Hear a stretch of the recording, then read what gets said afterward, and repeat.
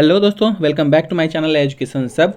और आज हम लोग करेंगे एनसीईआरटी क्लास 6 पॉलिटी का सेकेंड चैप्टर, जिसका नाम है विविधता एवं भेदभाव। कल हम लोगों ने विविधता का समझ पढ़ा था, आज इसका करेंगे। हम लोग कोशिश कर रहे हैं कि जो सीटेट के पर्पज़ से हो, एस्टेट के पर्पज़ से हो, उसमें जितना भी क्वेश्चन आता है वो हमसे एक भी ना छूटे। और जिन लोगों को इच्छा है कि पूरा बुक लाइन बाई लाइन किया जाए तो उनके लिए भी अच्छा है।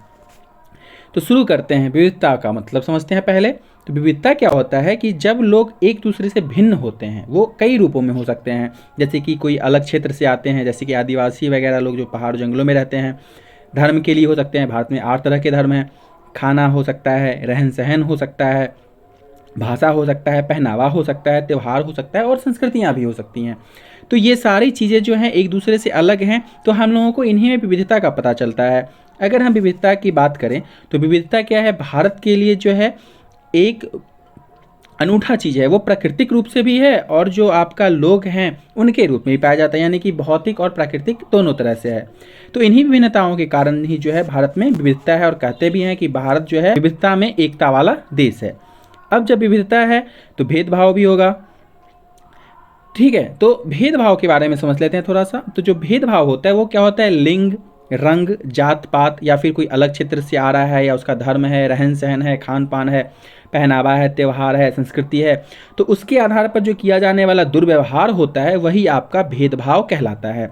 ये देखिए, अगर हम बात करें भेदभाव का तो लड़के और लड़कियों का भेदभाव होता है, ठीक है। जहाँ पे लड़कियों को ज़्यादा शिक्षा दी जाती है, लड़कियों को नहीं दी जाती है। जात पात में देखिए, जैसे कि भीमराव अम्बेडकर का जब आगे पढ़ेंगे हम लोग, तो उनके साथ स्टेशन मास्टर भेदभाव करता है, उनको सही दिशा नहीं बताता है, उनके लिए गाड़ी की व्यवस्था नहीं कर देता है, ठीक है। तो जब हम देखिए, एक और है कि जब पुराने समय में हम बात करें तो जो जाति के नाम पे जो है, जो बड़े लोगों का कुआं होता है उसमें से पानी नहीं लेने दिया जाता था।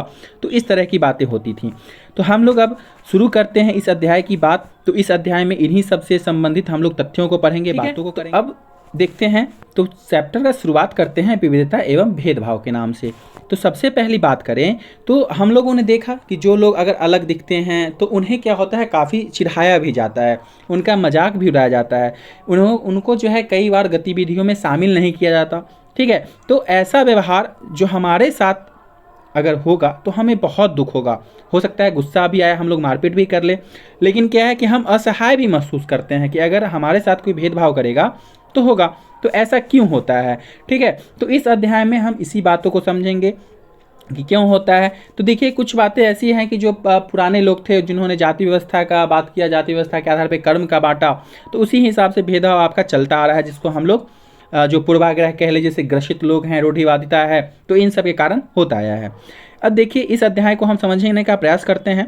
तो सबसे पहली बात है कि हम कैसे रहते हैं, या कौन सी भाषाएं बोलते हैं, या बात करें खाने पीने का, पहनने का, या कौन से खेल खेलते हैं, या कौन से उत्सव मनाते हैं। तो इन सब पर हमारे रहने की जगह के भूगोल और इतिहास का जो है क्या होता है, गहरा असर पड़ता है। कि अगर कहीं पे पर्यावरण जो होता है उसी के हिसाब से लोग रहते हैं तो वहाँ जब रहना शुरू करते हैं तो बहुत सारी चीज़ें जो हैं आपका क्या होता है, इतिहास से क्रम में बनता है।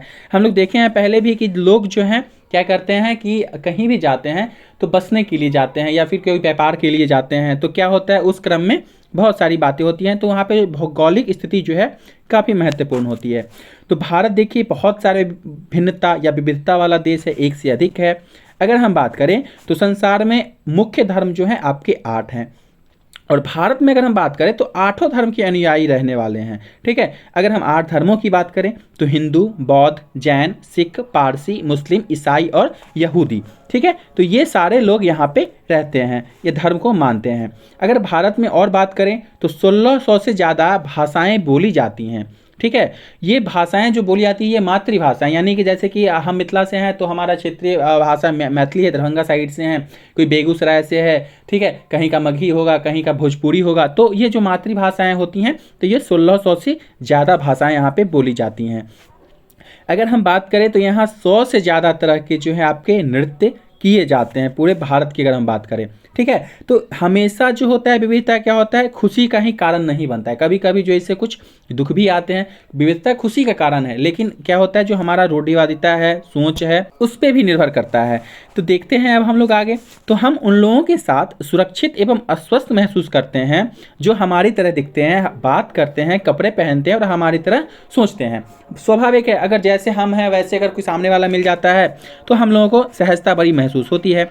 अगर हम बात करें तो कभी कभी जब हम ऐसे लोगों से मिलते हैं जो हमसे क्या होते हैं, भिन्न होते हैं, ठीक है, तो वे बड़ी अजीब टाइप से लगते हैं, अपरिचित लगते हैं, ठीक है। और कई बार जो है ना हम उनको समझ पाते हैं ना वो हमको समझ पाते हैं, इसलिए क्या होता है कि वो हमसे अलग हो जाते हैं। तो ऐसा क्यों होता है, ठीक है, तो वो हमसे अलग क्यों होते हैं? तो कहने का मतलब है कि जब अलग दिखने वाले लोगों के बारे में हम खास तरह की राय बना लेते हैं, ठीक है। अब मान लेते हैं कि हम ही हैं, हम कहीं ऐसे गोवा चले गए, गोवा पे बहुत सारे फॉरेनर्स आते हैं, तो हम देखते हैं कि वहाँ पे जो वेस्टर्न कल्चर वाले हैं तो वो जिस तरह का वेशभूषा है, कपड़ा पहनता है, तो हम लोग सोच लेते हैं कि सारे लोग ऐसे ही होंगे, या बहुत सारी बातें ऐसी हैं कि जो हम लोग अपने मन में बना लेते हैं पूर्वाग्रह के हिसाब से। तो अब देखिए ये पूर्वाग्रह क्या होता है। तो पूर्वाग्रह होता है कि जब हम किसी के बारे में पहले से ही कोई राय बना लेते हैं और उसे अपने दिमाग में बिठा लेते हैं, तो वह जो है आपका पूर्वाग्रह का रूप ले लेती है। यानी कि अब देखिए जो पूर्वाग्रह है हमारा, इसको अगर उदाहरण के तौर पे देखें तो एक ज्योति मौर्य नाम की महिला थी जो अपने हस्बैंड को छोड़ के पता एसडीएम बनी, उसके बाद बहुत सारी बातें हुई। तो वहाँ पे क्या था कि हम उनसे मिले नहीं हैं, लेकिन जैसा न्यूज़ वालों ने बताया, जैसा बताया, हो सकता है कुछ और भी रीज़न रहा हो, लेकिन हम लोगों ने अपने दिमाग में एक माइंड सेट कर लिया है कि ज्योति मौर्य का ही गलती रहा होगा, चाहे कुछ भी हो सकता है रहा होगा। लेकिन अब हम कभी भी उससे मिलेंगे तो हम क्या करेंगे, हम उसी के उसको जो है उसी तथ्यों के आधार पर जज करने लगेंगे। तो ये हमारा क्या हो गया, पूर्वाग्रह हो गया, ठीक है। वो हमारे साथ कुछ गलत नहीं की है या नहीं करेगी, फिर भी क्या है कि अब हम उसको दोषी मान रहे हैं, तो हम सोचेंगे कि ये अगर किसी के साथ भी मिलेगी तो इसी तरह का काम करेगी। तो ज़्यादातर जो पूर्वाग्रह होता है ये नकारात्मक होता है, और लोगों को आलसी या कंजूस मानना भी जो है आपका पूर्वाग्रह है। अब हम मान लेते हैं कोई लोग पैसा खर्चा नहीं कर रहा है, तो हम दिमाग में अरे ये जो है, मान लीजिए मेरा कोई फ्रेंड है हमको पार्टी नहीं दे रहा है, तो हम माथा में बैठा ले कि जो वो जो कंजूस है, ठीक है, या फिर जो है सो उसको ना मन नहीं करता है, वो खाली दूसरे का खाता है। तो ये भी क्या है कि पूर्वाग्रह हो सकता है, कुछ और भी कारण होगा। अब देखिए कहता है कि पूर्वाग्रह को एक निश्चित किसी विशेष परिप्रेक्ष्य के प्रति प्रवृत्ति या प्राथमिकता माना जाता है जो वस्तुनिष्ठ होने की क्षमता में हस्तक्षेप करता है, ठीक है। तो हम लोग बात कर लिए हैं। अब देखिए पूर्वाग्रहों से रूढ़िबद्धता बनती है। अब क्यों बनती है, तो अगर हम उदाहरण की बात करें तो देखिए, अगर हम पूर्वाग्रह से पहले ग्रसित हैं, धीरे धीरे अब क्या होगा कि वो ऐसा की अपने पति को छोड़ के, तो हम दिमाग में बना लेंगे कि हाँ अगर लड़की जो शादीशुदा है या कुछ भी है उसको हम पढ़ाएंगे तो वो भाग जाएगी घर से या कुछ भी इस तरह का काम करेगी। तो क्या होगा, धीरे धीरे रूढ़िबद्धता बढ़ती चली जाएगी और हम लोग क्या करेंगे कि अपनी बेटियों को, बहनों को जो भी है उनको पढ़ने से रोकेंगे, ठीक है। तो कथनों को देखिए, आपके दिमाग में ग्रामीण या शहरी लोगों को लेकर के किसी भी प्रकार के पूर्वाग्रह हैं क्या? दूसरे लोगों के दिमाग में भी ये पूर्वाग्रह हैं? लोगों के दिमाग में ये पूर्वाग्रह क्यों होते हैं? ये पूर्वाग्रह लोगों के व्यवहार को कैसे प्रभावित करते हैं? तो आइए हम कथन को देखते हैं अब नीचे, ठीक है। तो कथन क्या है, तो सबसे पहले अगर बात करें तो कुछ हम ग्रामीण लोगों को देखते हैं, ठीक है। तो ग्रामीण लोगों को क्या होता है, हम लोग अज्ञानी की तरह देखते हैं, मानते हैं कि जो ग्रामीण लोग हैं वो ज़्यादा नॉलेजेबल नहीं होते हैं, ठीक है, ऐसी बातें करते हैं। शहर में रहने वाले लोगों को हम लोग आलसी या सिर्फ पैसे के सरोकार, यानी कि जो पैसे सिर्फ पैसा से मतलब रखता है, तो इस तरह से हम लोग देखते हैं, ठीक है। तो ग्रामीण लोगों का बात करें तो देखिए ज़्यादातर जो आधा से ज़्यादा भारतीय जो है आपके क्या है, गांव में रहते हैं। इसके अलावा बात करें तो गांव के लोग जो है आधुनिक प्रौद्योगिकी का इस्तेमाल करना पसंद नहीं करते हैं, ठीक है। ये हम लोगों का पूर्वाग्रह है, ये हम लोग सोचते हैं ग्रामीण लोगों के बारे में, ठीक है। अब फसल की बुआई हो, कटाई के समय परिवार के लोग जो है खेत में 12-14 घंटे तक काम करते हैं। तो जो यहाँ पे बात हम लोग कर रहे हैं, तो इसमें क्या है कि कुछ बातें हो सकती हैं कि सही हो, लेकिन सारी बातें सही नहीं होंगी। अब शहरी लोगों की बात करें तो हम लोग मानते हैं कि शहरी जीवन जो होता है बड़ा आसान होता है, यहाँ के लोग बिगड़े हुए होते हैं, आलसी होते हैं, क्योंकि उनको सिर्फ पैसों से मतलब है। शहर के लोग अपने परिवार सदस्य के साथ जो है बहुत कम समय बिताते हैं। ऐसा हम देखने तो जाते नहीं है ना, बहुत सारे लोग जो फैमिली के साथ रहते हैं अच्छा खासा टाइम स्पेंड करते हैं, घूमने भी जाते हैं, लेकिन अब हमारे दिमाग में बसा हुआ वो क्या करते हैं, अपने परिवार को समय नहीं देते हैं और केवल पैसे की ही चिंता करते हैं, ठीक है। तो ऐसा बात हम लोग शहरी लोगों के लिए दिमाग में बैठा लिए हुए हैं। अब देखिए शहरों में रहना बहुत महंगा पड़ता है, लोगों की कमाई का एक बड़ा हिस्सा जो है किराए और आने जाने में खर्च हो जाता है।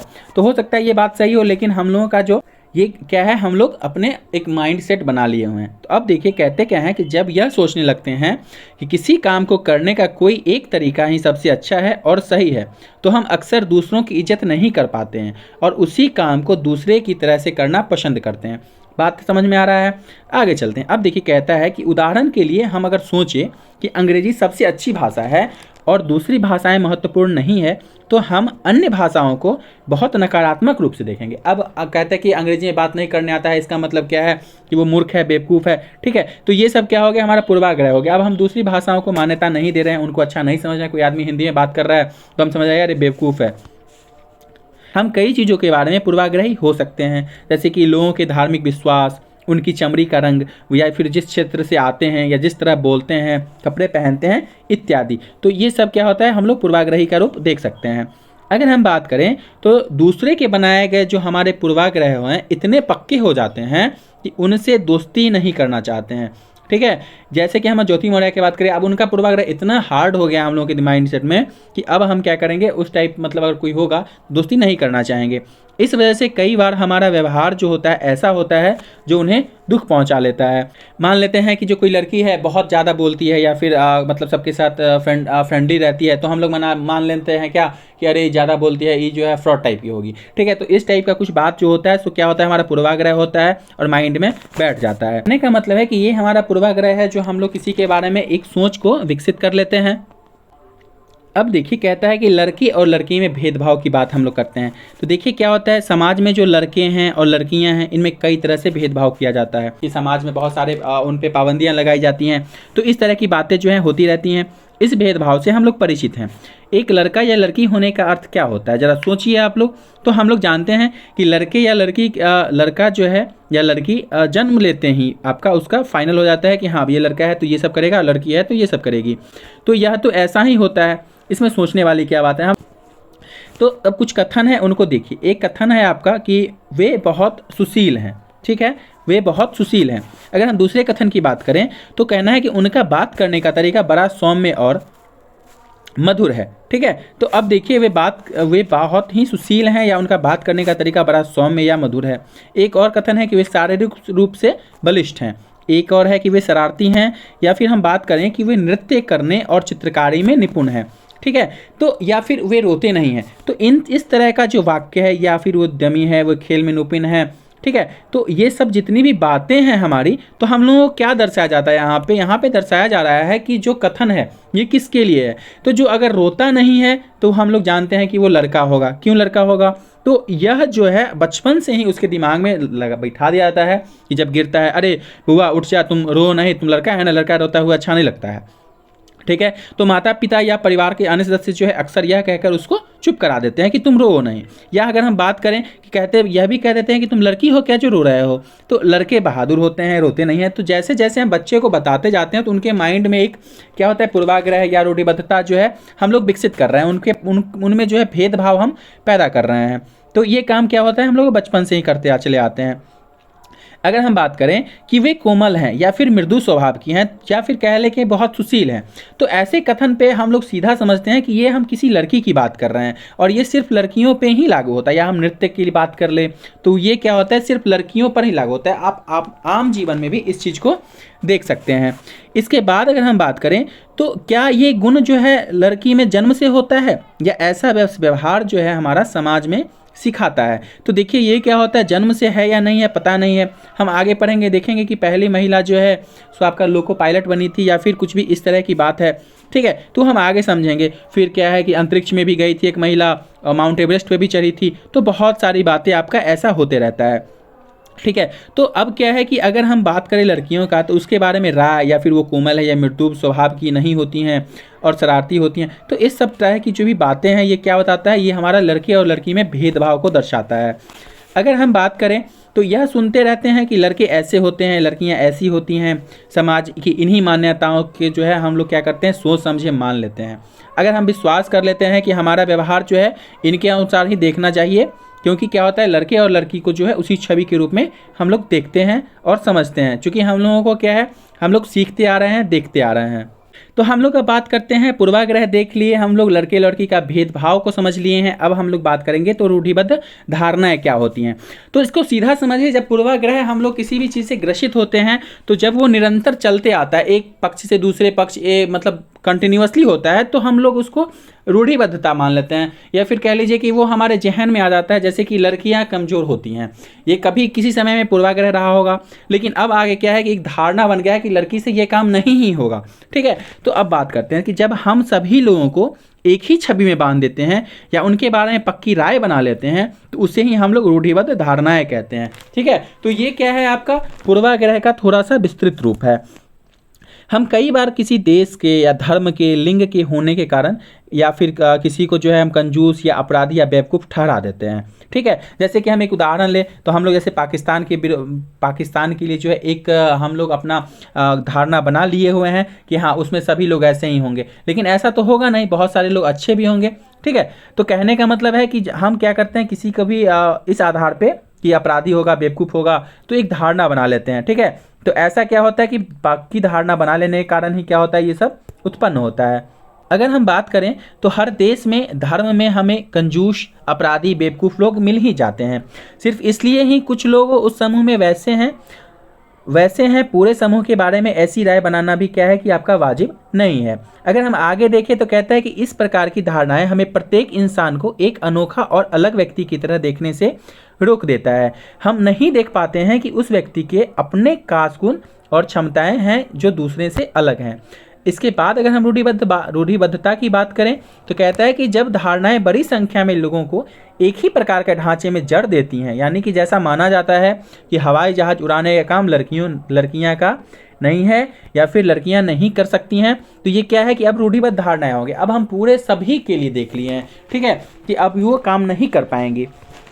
कई बार ये धारणाएं हमें ऐसे काम करने से रोकती हैं जिनको करने की काबिलियत शायद हम में हो, यानी कि हम क्या करते हैं, धारणाओं के कारण लड़कियों को आगे नहीं बढ़ने देते हैं, तो ये क्या हो जाएगा कि कई बार जो है उनकी काबिलियत को हम लोग दबा देते हैं। इन धारणाओं का असर हम सब पर पड़ता है। ठीक है, अगर हम बात करें भेदभाव का, तो भेदभाव तब होता है जब लोग पूर्वाग्रह या रूढ़िबद्ध धारणाओं के आधार पर व्यवहार करते हैं। तो सब सिंपल सा चीज़ है कि जब भी किसी के साथ दुर्व्यवहार होता है तो वो न कहीं पूर्वाग्रह होता है या फिर रूढ़िबद्ध धारणाएं होती है, उसके आधार पर आपका भेदभाव होते चला जाता है।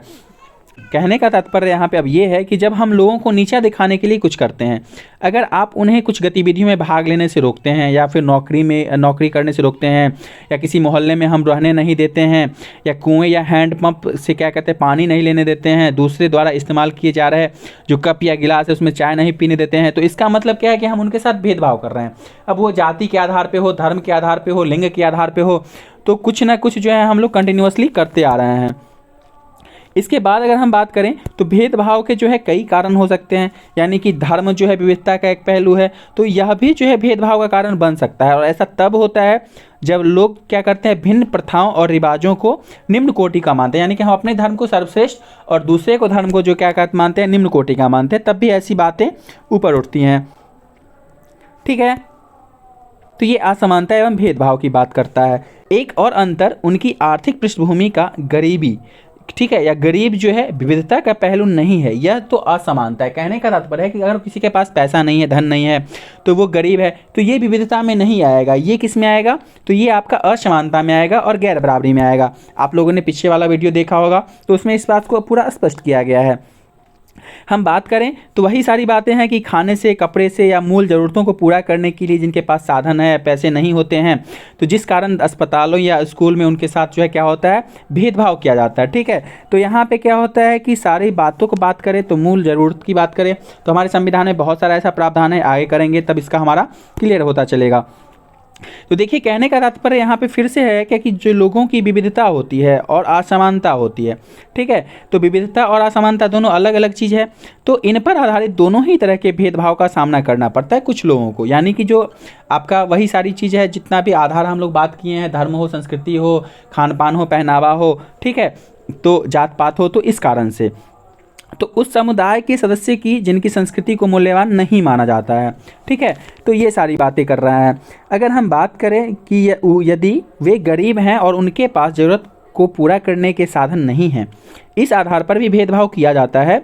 तो ऐसे दोहरे भेदभाव का सामना कई जनजातीय लोग, धार्मिक समूहों के और खास क्षेत्र के लोगों को करना पड़ता है। आप इसके बाद बात करें हम लोग, तो इसमें क्या आता है कि दलित, एक शब्द आता है दलित। तो दलित का क्या तात्पर्य होता है? इसका सीधा सीधा मतलब होता है कि नीची जाति वाले लोग, यानी कि इसको जो है अपनी पहचान के रूप में इस्तेमाल करते हैं वो लोग, यानी कि जो नीचे जात के लोग हैं वो। अब इस शब्द जो दलित है इसको ये लोग अछूत से ज़्यादा पसंद करते हैं, यानी कि हम लोग पहले कहते थे क्या कि अछूत है, इसका छुआ हुआ कोई सामान हम यूज़ नहीं करेंगे, उपयोग नहीं करेंगे, ठीक है। तो ये लोग अछूत के बदले जो है दलित शब्द को ज़्यादा अच्छा मानते हैं, पसंद करते हैं। और दलित का जो मतलब होता है वो होता है कि जिन्हें दबाया गया है या फिर उन्हें कुचला गया है, वो किसी भी क्षेत्र में हो। यह शब्द दर्शाता है कि सामाजिक पूर्वाग्रहों और भेदभाव ने दलित लोगों को दबाकर रखा है और सरकार ऐसे लोगों को अनुसूचित जाति के वर्ग में रखती है। तो अनुसूचित जाति जनजाति के लिए बहुत सारे एक्ट हैं, बहुत सारे अनुच्छेद हैं जो इन लोगों को बढ़ावा देता है। अब देखिए, कहते हैं कि भारत के एक महान नेता थे डॉक्टर भीमराव अंबेडकर। तो इन्होंने जाति व्यवस्था पर आधारित भेदभाव के अपने अनुभवों के बारे में लिखा है। तो एक छोटी सी कहानी है तो जिसको हम लोग क्या करते हैं कि बात करते हैं अब यहाँ पे। तो जो भीमराव अंबेडकर हैं तो इनको यह अनुभव जो है 1901 में हुआ था, ठीक है, जब वे केवल 9 साल के थे। वे महाराष्ट्र के कोरेगांव में अपने भाई के साथ पिता से मिलने जा रहे थे, ठीक है। अब जब पिता से मिलने जा रहे थे तो वो स्टेशन पे गए। जब पहुँचे वहाँ तो स्टेशन पर रुके। स्टेशन पे जो रुके तो उनको 1 घंटा से ज़्यादा हो गया। घंटा से ज़्यादा हो गया तो स्टेशन मास्टर पूछने आ गया, देखा कि बहुत देर से रुका हुआ है, क्या बात है क्या बात है। स्वाभाविक है, बच्चा सब था। तो जब उनसे पूछा गया कि आप भाई काहे रुका हुआ है तुम लोग, तो बोला बच्चा सब, जो अंबेडकर जी थे वो बोले कि हम लोगों को कोरेगांव जाना है और हम पिताजी या उनके नौकर के आने का इंतजार करते हैं। लेकिन क्या हुआ कि दोनों में से कोई नहीं पहुंचा, यानी कि ना पिताजी पहुंचे ना उनका नौकर आया, तो वो कोरेगांव कैसे पहुंचते, ठीक है। तो ये सब क्या था कि अच्छा अच्छा कपड़ा पहने हुए था, तो कपड़ा से जो ये कोई अंदाज़ा नहीं लगा, मतलब वो स्टेशन मास्टर नहीं समझ पाया कि निम्न जाति का है या अछूत का बच्चा है। तो इस क्या हुआ कि स्टेशन मास्टर को यह लगा होगा कि ब्राह्मण का बच्चा, इसीलिए क्या हुआ कि उसकी मुश्किल को देख करके उनसे पूछने आया।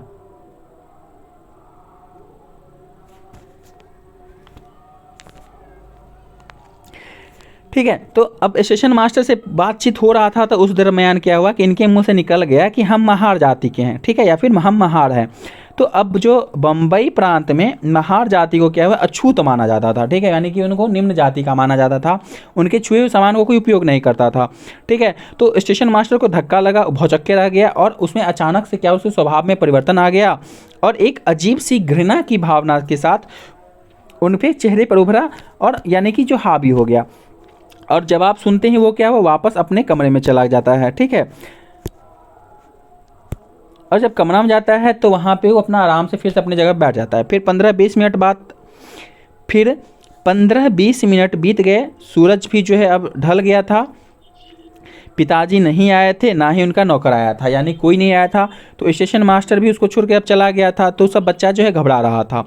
तो अब क्या हुआ कि यात्रा में जो उन लोग जब निकला था तो जो खुशी था वो अब स्टेशन में बैठे बैठे क्या हुआ उसको निराशा में बदल गया, उदासी में बदल गया, ठीक है। फिर से आधा घंटा के बाद स्टेशन मास्टर आता है और पूछता है कि तुम लोग क्या सोच रहे हो। तो फिर ये लोग बोलते हैं, जो अंबेडकर जी हैं भाई थे इनके, ये लोग बोलते हैं कि हमको ना एक बैलगाड़ी चाहिए या फिर दिलवा दीजिए जिससे हम लोग कोरेगांव जा सके, ठीक है। अगर कोरेगांव ज़्यादा दूर नहीं हो तो हम फ़ौरन निकलना चाहते हैं, ये लोग उनको बताए।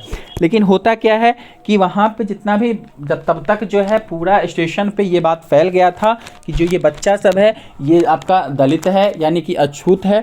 इन लोगों को क्या है कि अब कोई भी जो वहाँ पे रिक्शा वाला था, बैलगाड़ी वाला था, वो उनको नहीं बैठाना चाहता था। और ये लोग क्या है कि हम लोग दुगुना किराया भी देंगे, लेकिन फिर भी जो है कोई तैयार नहीं हुआ। और स्टेशन मास्टर जो कि गाड़ी वालों से मोल तोल कर रहे थे वो चुपचाप जो है अब खड़ा हो गया। अब इन लोगों को समझ में नहीं आ रहा था कि क्या करें। तो यहाँ पे ये कहानी दर्शा रहा था कि हम जो अछूत थे, यानी कि जो भीमराव अंबेडकर थे, इनके साथ क्या अनुभव इन्होंने पाया था अपने बचपन में। और ये कहानी जो है डॉक्टर भीमराव अंबेडकर की राइटिंग एंड स्पीचेज के खंड 12 से लिया गया है, ठीक है। अब देखिए, कहते हैं कि यह जो है कितना अपमानजनक होगा या दुखदाई होगा अगर जो है कोई हमसे अगर इस तरह का व्यवहार करेगा तो क्या होगा, ठीक है। आगे अगर बात करें तो अब हम लोग डॉक्टर भीमराव अंबेडकर के कहानी पर लिए, अब इनके बारे में थोड़ी बातें जान लेते हैं। तो जो भीमराव अंबेडकर हैं ये भारतीय संविधान के पिता या फिर कहे तो दलितों के सबसे बड़ा नेता के रूप में जाने जाते हैं। इनके अगर जन्म की बात करें तो 14/4/1991 को जन्म हुआ था, यानी कि अप्रैल में जन्म हुआ था, और 6/12/1956 को इनकी मृत्यु हो जाती है। अंबेडकर जी जो थे ये दलित समुदाय के थे, ठीक है, और ये क्या किए थे, ये दलित समुदायों के लिए जो है या फिर उनके अधिकारों के लिए जो है बड़ी लड़ाइयाँ लड़ी थी। और इनका जन्म जो है महार जाति में हुआ था, जो कि अछूत मानी जाती थी। अब हम बताते हैं ये चीज़ की, जो महार जाति के लोग होते थे वो गरीब होते थे, उनके पास ना ज़मीन होती थी और बच्चा को वही काम करना पड़ता था जो उनके माता पिता करते थे। इनको जो है एक और समस्या झेलना पड़ता था कि इनको हमेशा जो है गांव से बाहर रहना पड़ता था, गांव के अंदर आने की इजाज़त नहीं था। अब अंबेडकर जी जो थे अपनी जाति के पहले व्यक्ति थे जो भीमराव अंबेडकर हैं, जिन्होंने अपने कॉलेज की पढ़ाई की, वकील बनने के लिए इंग्लैंड भी जाके पढ़ाई किए थे। अब क्या था कि जब ये वकील बन गए, पढ़ाई कर लिए, फिर ये दलितों को जो अपने बच्चों को जो है स्कूल कॉलेज भेजने के लिए प्रोत्साहित करने लगे, यानी कि जो दलित हैं अलग अलग तरह की सरकारी नौकरी करने के लिए कहा, जो कि जाति व्यवस्था से बाहर निकल पाए। तो ये पूरा भरसक प्रयास कर रहे थे कि जो जाति व्यवस्था है उनसे जो दलित लोग हैं उनको बाहर निकालें। चूँकि जो दलितों को थे उस समय, तो उनको मंदिर में जाने के लिए, प्रवेश के लिए जो है कई प्रयास किए जा रहे थे इनके द्वारा, ठीक है, और ऐसे धर्म की तलाश कर रहे थे जो कि सबको एक समान निगाह से देखता होता है। तत्पश्चात ही भीमराव अंबेडकर जो है आगे जाके जो है क्या करते हैं, बौद्ध धर्म को अपना लेते हैं। तो इनका मानना क्या था कि दलितों को जाति प्रथा के खिलाफ जो है अवश्य लड़ना चाहिए और ऐसा समाज बनाने की तरफ काम करना चाहिए जिसमें सबकी इज्जत हो, ठीक है। यानी कि यहाँ पे भीमराव अम्बेडकर का मानना था कि दलितों को जो है सो जो जात पात का बात करता है तो उसके खिलाफ लड़ना चाहिए, आंदोलन करना चाहिए, और ऐसा समाज बनाओ कि जिसमें कि सभी को एक समान माना जाए, ना कोई बड़ ना कोई छोट, सबका एक कास्ट हो, ठीक है। तो ये था भीमराव अंबेडकर का बारे में। अब जो है समानता के लिए संघर्ष ही बहुत सारा हुआ। तो हम बात करें तो आज़ादी के पाने के लिए हम लोगों ने जो संघर्ष किया ब्रिटिश शासन के साथ, ठीक है, तो उसमें समानता के लिए जो भी व्यवहार का बात किया गया था उसमें भी संघर्ष हुआ था, क्योंकि अंग्रेज़ के समय में सभी को समान नहीं माना जाता था। दलितों को या फिर कहें तो जो दलित है या फिर औरतों को, जनजातीय लोगों को, किसानों को अपने जीवन में जिस गैर बराबरी का अनुभव किया है उनके खिलाफ जो है उनको लड़ाई करना चाहिए। चूँकि अभी भी हो रहा है, औरतों के साथ हो रहा है, दलितों के साथ हो रहा है, जो जातीय जनजातीय लोग हैं, SC ST वगैरह, ठीक है, तो इन लोगों के साथ होता है, तो उसके खिलाफ जो वही बात है कि जो मंदिर में प्रवेश के लिए जो है बहुत सारा संघर्ष करना पड़ा था। महिलाओं की मांग कि जैसे पुरुष के पास शिक्षा का अधिकार, राइट टू एजुकेशन है, उनको ही मिलना चाहिए, ठीक है। तो ये सब समानता के लिए बहुत सारा संघर्ष हुआ था। हमारे संविधान के मौलिक अधिकार में आर्टिकल 14 से लेकर के जो है आपको 18 तक बहुत सारी समानताएं दी गई हैं। उसके बारे में हम लोग किसी अगले दिन बात करेंगे। किसानों और दलितों को अपने आप को जमींदारों और उनकी ऊंची ब्याज दर से छुटकारा दिलाने के लिए संघर्ष किया गया। अगर हम ध्यान दें तो 1947 में भारत जब आज़ाद हुआ और एक राष्ट्र बना, तो हमारे नेताओं ने समाज में व्याप्त जो है कई तरह की असमानताओं पर विचार किया था। और संविधान लिखने वाले जो लोग थे, ठीक है, तो इनका क्या मानना था कि जो समाज में भेदभाव क्या आता है इसको कैसे अलग किया जाए या फिर उसके खिलाफ किस तरह से संघर्ष किया जाए, ठीक है। चूँकि हम लोग अगर बात करें तो जो नेता थे, ठीक है, जैसे कि भीमराव अम्बेडकर, तो इन्होंने संविधान में ऐसी दृष्टि और लक्ष्यों को रखा, ठीक है, कि जिससे सभी को जो है बराबर अधिकार मिले, बराबर का माना जाए। समानता के लिए को जो है एक अहम मूल्य की तरह इन लोगों ने माना। अगर हम बात करें तो प्रत्येक व्यक्ति को समान अधिकार है और समान अवसर प्राप्त है। अस्पृश्यता यानी कि जो छुआछूत अपराध है, छुआछूत जो है सो अपराध की तरह देखा गया है और इसे कानूनी रूप से भी क्या किया गया, खत्म किया गया। अब है क्या कि जब लोग अपने पसंद का काम चुनने के लिए बिल्कुल आज़ाद हैं। संविधान में ऐसा है कि जिसको जो मन है वो काम करेगा। अगर कुछ किसी को कोई नौकरी देने से रोकता है या फिर कहीं अच्छी जगह पर जाने से रोकता है तो उनके लिए सजा का प्रावधान है। हम बात करें तो संविधान ने सरकार पर यह विशेष जिम्मेदारी डाली कि वह गरीबों और मुख्य धारा से जो अलग थलग पड़े लोग हैं, समुदाय हैं, उन सबको समानता के अधिकार के फ़ायदा दिलवाने के लिए विशेष कदम उठाए। अगर हम बात करें तो संविधान के जो लेखक है या फिर संविधान लिखने वालों ने कहा कि विविधता की जो इज्जत करनी चाहिए, ठीक है, और इसे क्या है, मूल्यवान मानना है और समानता सुनिश्चित करने में हमारे संविधान में इन विचारों पर जो है काफ़ी जोर दिया गया है कि सभी के धर्म का इज्जत हो, सभी का भाषा का इज्जत हो, सभी के व्यवहार का इज्जत हो, सभी के व्यक्ति को आज़ादी होनी चाहिए। तो इस तरह की बात किया गया। हम बात करें तो समानता वह मूल्य है जिसके लिए हम निरंतर संघर्ष करते रहना होगा। भारतीयों के लिए क्या है कि समानता का मूल्य वास्तविक जीवन का हिस्सा बने, सच्चाई बने। इसके लिए लोगों के संघर्ष उनके आंदोलन और सरकार द्वारा उठाए जाने वाले कदम क्या हैं कि ज़रूरी है। क्योंकि हम लोग अगर जब तक अपने लिए नहीं लड़ेंगे तब तक क्या है कि हम लोगों को कुछ नहीं मिलेगा। हमारी जो प्रस्तावना है उसमें भी काफ़ी तरह का बात करता है कि वहाँ पे स्वतंत्रता का बात करता है, समानता का बात करता है, न्याय का बात करता है। ठीक है, तो ये सब बात हम लोग जब आगे करेंगे, आगे चैप्टर पढ़ेंगे तब करेंगे। इस चैप्टर में इतना ही था, आशा है आप लोगों को अच्छा लगा होगा। ठीक है, तो आप देख रहे थे एजुकेशन सब, तो प्लीज़ चैनल को लाइक, सब्सक्राइब और शेयर जरूर कर दीजिएगा और थैंक्स फॉर वॉचिंग।